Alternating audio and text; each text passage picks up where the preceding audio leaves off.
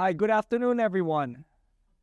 This is Mark Cabrera here. Of course, another seminar that we're holding today. And the seminar is about how to grow your business, what it takes. So what it takes to grow your business. This is our subject today.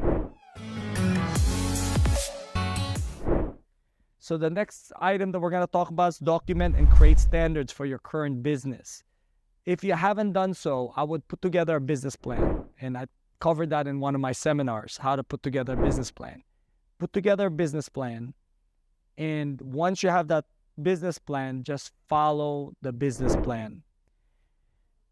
As you want to grow your business within that business plan should have a area where you can actually see growth. So what I'm talking about that is if your plan for the year is a certain amount of money you want to make, let's say you want to make $250,000 in a 12-month time frame, you have to break that down. And I think we talked about that before in terms of what its monthly goal is in order for you to reach the $250,000. So whatever that amount is, you're looking at probably around 20 something thousand a month. You have to understand that the following year, once you hit that goal at 250, right, you shoot for a bigger number. And I have a 1 year business plan, a 3-year goal, and a 5-year goal, and where I want to be. So all those things are all written up already, exactly how I want my business and how my life can change based on the way my business is run. So I'm also being very careful now. Before, I just make hundreds of thousands of dollars and spend it. And now I'm actually more careful in terms of making sure I save it and I invest it in proper places to actually make it grow. So this is the kind of things that you want to plan, as well as everything else, if you want to grow within the business, because at some point it's always good to have capital put back into your business to grow it. So in our business, the buyer side doesn't have a lot of capital involved. It requires a lot more time, which I hope you do if you're full-time in this business. Now, if you're part-time in this business, it's a different story. What you need to do is you need to learn how to delegate your time on the most effective way of making money in this business, or more efficient way of making money in this business, which means if you only have 20 hours, most of your 20 hours a week, most of your 20 hours should be spent on prospecting. And as you bring in business, you have a resource to be able to actually refer out those business to make money for yourself. So this is really the best way to do this. But document and create standards is very, very important for you to do, because at the end of the day, what you feel like today, the business is not about what you're in a mood for. So if you're feeling good today and you're actually like, oh, I'm gung-ho, I'm pumped up, it's great, and you have days that you're not pumped up and feeling great about it, then you may want to look back and say, you know what, let me see what made me so excited. And that's where the mission statement, that's in your business plan makes a big difference. That has to be compelling. That's the why behind your business. It's the purpose why you're doing certain things. It has to be within your business plan, so then you can keep yourself excited. That's on another seminar that I already had, kind of piggybacking to this. On the growth side of your business, you're going to have the new part of your business that you want to add once you've mastered, like I said, the business that you already currently have and you're producing income in it. When I say producing income, it's consistent enough that you can rely on the income that you're producing. So once you're selling at least one house per month, right, then now you're actually on average, then now you know that you've mastered that part of the business, which is the buying side. You can increase that. You can grow your business that way and increase it to 2 if you want it per month. Or you could actually start learning how to work on listing properties and figuring out how to actually get listings. And to get those listings, really, is being able to be face-to-face with the people who are looking to sell their home. And in order for you to be able to do that, is they need to be able to know you enough that they would call you and say, hey, Mark, I'm looking to list a property. Great. I'll come over, meet up with you, sit down with you. And that's the kind of interaction you'll have. But in order for you to get there, you need to be able to be in front of them in some ways or another. And that's where the marketing comes in. Some people farm neighborhoods. That's one way. Some people go into the Facebook and do social media and show everybody that you're the listing guru, and people will call you on those areas as well for the marketing side of it. And that's another subject that we can talk about. But essentially, write down and document exactly what kind of business you want to get yourself into, and then write down what steps you're going to be taking. And some of them will do well, some of them may not. But it's okay. But at least you have it written down, because later on, whatever failed, you don't want to go back and do it again and have it fail again, right? So at least you have it in writing, documented, and everything. So the next thing is focusing on the process and schedule daily activities around building multiple processes.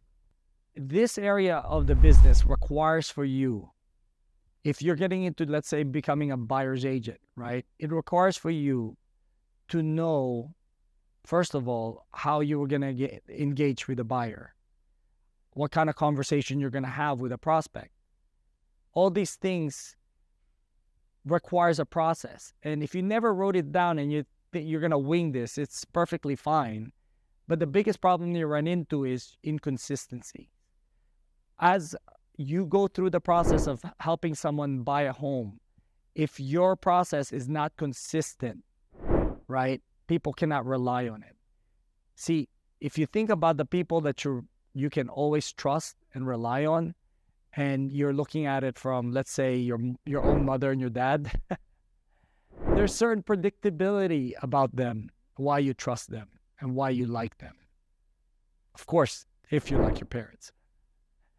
But at the same time, though, the more important part of this is understanding that people like people that are predictable. If you don't know how a person is going to behave, it's definitely exciting. But definitely, there's a certain amount of you that would not trust that person, because predictability is part of what you sell to your clients. Because if they know that you can help them find a home and get there and get to the destination they're trying to get to, which is owning a home, and they know that because you made it happen for their family member, and you created a certain predictability that it's going to happen each time somebody actually works with you, then there's no reason why that person will doubt you. And that's in human nature on that part.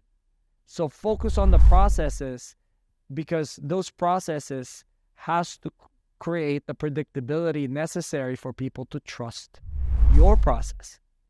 So looking at it also from everything else that you do, prospecting sometimes is the most uncomfortable thing that we get to do in our business, but we don't do enough of it. And then we wonder why our business is slow. We can't sell any houses. We can't sell any houses because we can't get people in front of us to begin with.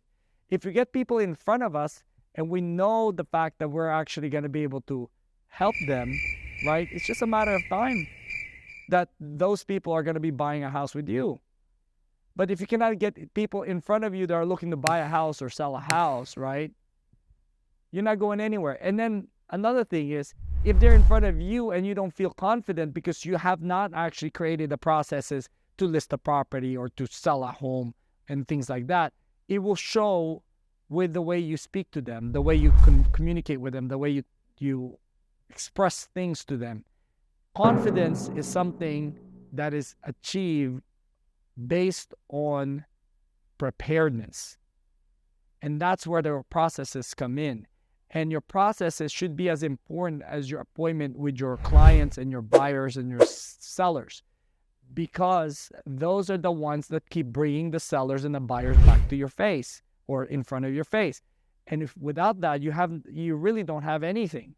So the next thing is spend time for marketing and prospecting as part of your daily activities. I don't know how much more to stress this, but each seminar that I have pretty much focuses on one of the topics is about this, because we don't do enough prospecting. And if you do, then you'll have so much business you don't even know what to do with. As a matter of fact, this year, I was getting so much business that at some point I had to actually kind of slow it down, because I wanted number one, some of my mentees, I started giving them my clients, because I was like, I want to actually kind of back off a little bit this year, which I did. That was my objective, which I'm accomplishing it very well. But more importantly is I had a resource, a process that I already have in place to make sure that the clients I don't want to be handling, that there is a place for them to go to and I still make the income, right? So that's the idea. So, but spending time on prospecting on a daily basis is really what brings in the clients.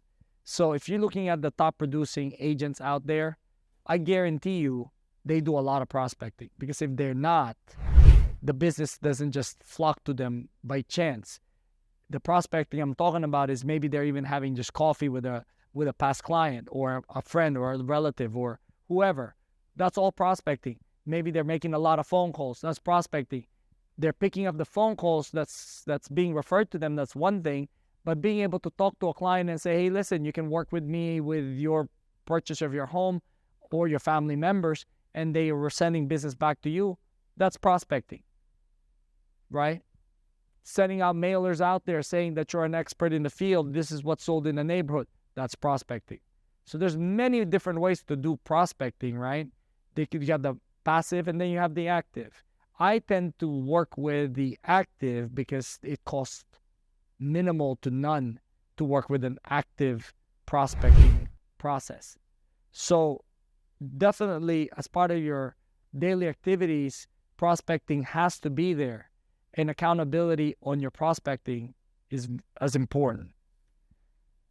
So the next one we're going to talk about is involve other people to leverage your time, and learn to delegate and not abdicate, right? So as you're getting busy, this is basically what I'm doing. I'm delegating my work to others. Why? Because I want to maximize my time on the things that I know I can bring more income in. And bringing more income to me is exactly why we're all in this business, right? So once I start getting busier, I start giving my clients away, which most people don't like to do, but I'm not greedy. And you shouldn't be either. Once you start getting busy and you're not producing the quality of business that you normally would produce to your clients, you're going to lose that leg of referrals that you're going to get in the future. So it's much better that if you have a good process set up, that you can refer the business out and still control how the business is like. Because sometimes when you refer out a client, next thing you know, that client never works with you again, right? Well, you have to have a way for the people that you refer business to, that they can make sure that the clients stay back within the circle, because, you have to have some type of an agreement like that, because otherwise, why would you be, referring clients where you could be doing yourself and not lose the referrals in the future? So this is the kind of stuff that I've set up in terms of my process. But I do involve other people. I have people that are actually helping me with administrative. I have people that are actually helping me with the mortgage, making sure the mortgage is done correctly. Because remember, we rely on our vendors to make sure we get to settlement. And the lenders are very critical in our processes to make sure that we get to settlement. So I make sure all that process is on the lending side. I have a certain amount of control and I can see what's going on. And that makes it critical for me to be able to actually get to settlement each time and make the income that I want to make. So the next step that you're going to need to look at is to attend mastermind groups. Looking at it from this, attending the mastermind groups makes a big difference in terms of how you can grow in the business. So attending a mastermind group and implementing the ideas that you get from seminars such as this. See, if I were you, if you want your business to grow, make sure that you're doing these things. You're showing up to all your trainings that you can possibly think of that can help you grow your business, and you attend some type of mastermind group. And when I say mastermind group, is a group of agents that are doing better than you. See, you hang out with the people that are actually on the next level, you become the next level. You get to the next level. If you're if you're hanging out with people that are not producing anything, then you're more than likely you're producing nothing as well. So you need to figure out who's producing transactions and start hanging out with them a little bit more so you can figure out exactly what works and what doesn't work.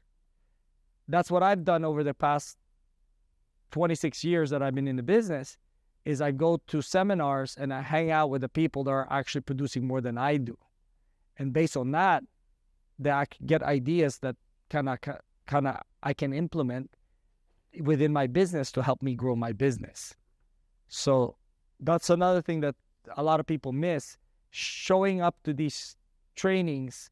Like, I tell you what, there's agents out there, they're asking, oh, I already know this. Why do I have to attend this particular meeting or training, right? Some people ask me this, and I said, you don't need to. Of course not. But don't expect to grow either. That's my point. I mean, the biggest problem people have is they think they already know, but the reality is they don't know because they haven't really implemented it.